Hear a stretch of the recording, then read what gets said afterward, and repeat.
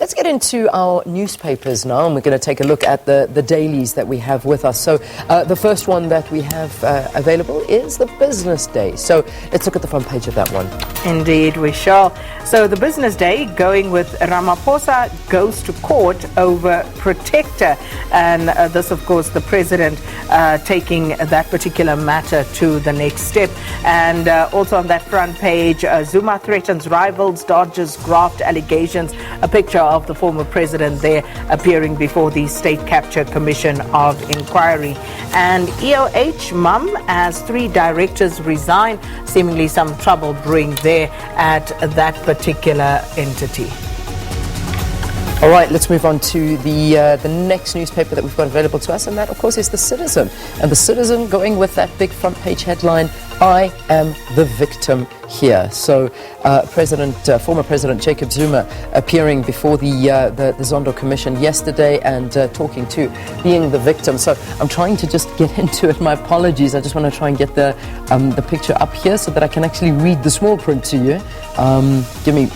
Here we go, 1 second. Okay, I got it open. So that small print basically going on and saying former President Jacob Zuma yesterday telling the Commission of Inquiry into State Capture that he was the subject of a well-orchestrated smear campaign designed to remove him from office. All right, then also the other story that they're looking at is party is over for BLF. The Electoral Court has ruled that Black First, Land First must be deregistered as a political party.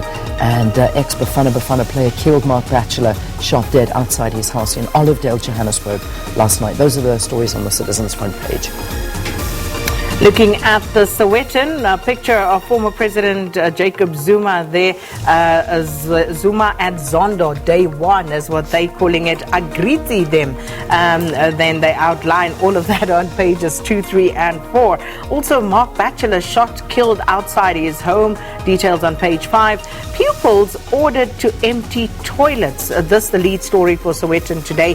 And they're saying parents angered after pupils were a principal instructed learners to clean pit latrines and dump human waste in open veld.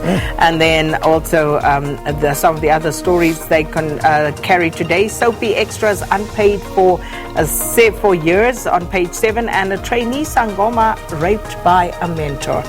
Some of the stories Sowetan covers today. All right, finally, the Star's front page this morning, and a picture of our former president, Jacob Zuma. Zuma drops the spy files, is what it says. Former President Jacob Zuma's on the first day of his appearance at the Zondo Commission into State Capture in Parktown, Johannesburg yesterday. And then there's a small picture next to it. Military veterans and supporters march in support of former President Jacob Zuma.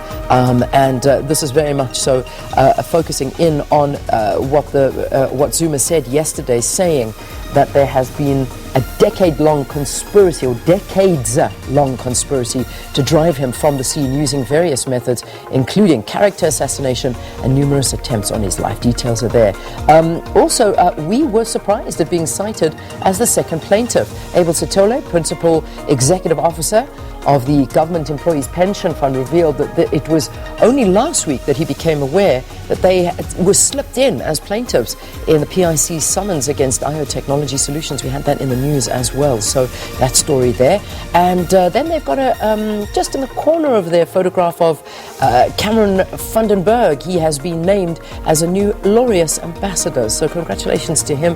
The Olympic was already hard at work in London, where he spent time with young people from the Laureus-supported Flight for Peace program. So another accolade for sterling South Africa. And I think those are the notable stories on the front page of The Star.